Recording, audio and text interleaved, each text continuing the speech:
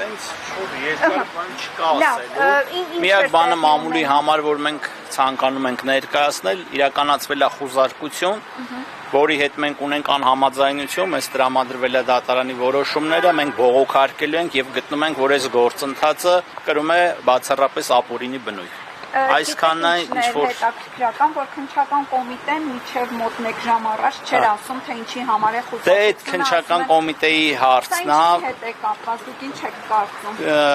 Ես կարծիքներս բային չեմ ցանկանում հայտնել, միակ բանը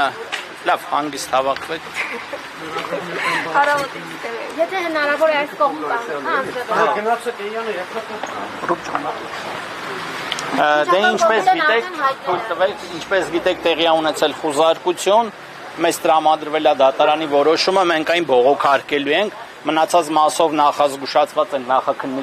նախաքննական գաղտնիքի մասով եւ ավել մանրամասներ չեն կարող դες հաղորդել։ Քննչական կոմիտեն արդեն հայտնել է ինչ վարույցի շրջանակում է խուզարկությունը սկսվել, հարկերը թաղվել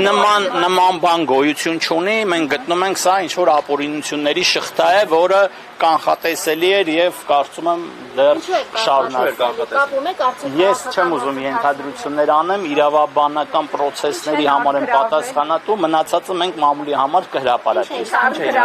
Համակարգիչներ եւ փաստաթղթեր։ Այսինքն բոլոր սենյակներում գրասենյակի այդ խուզարկությունը իրականացվել։ Տարբեր սենյակներից իրականացվել են համակարգիչների եւ փաստաթղթերի առգրավում։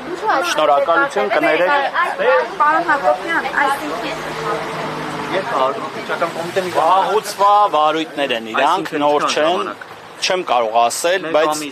չեմ տիրապետում։ Այսինքն բայց շատ վաղուց, մինչև այս հայտնի դեպքերը հարուցված վարույթներ են դրանք։ Այսինքն նախքան Սամվել Կարապետյանին ձերբակալ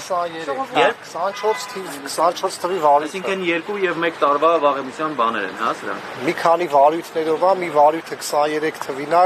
մեկը 24-ի, մեկը ոնց որ թե 25-ի։ Հիմա արդեն աշխատակիցները կարող են ներս մտնել, շարունակել աշխատանքները։ Խուզարկությունը ավարտվել, այո։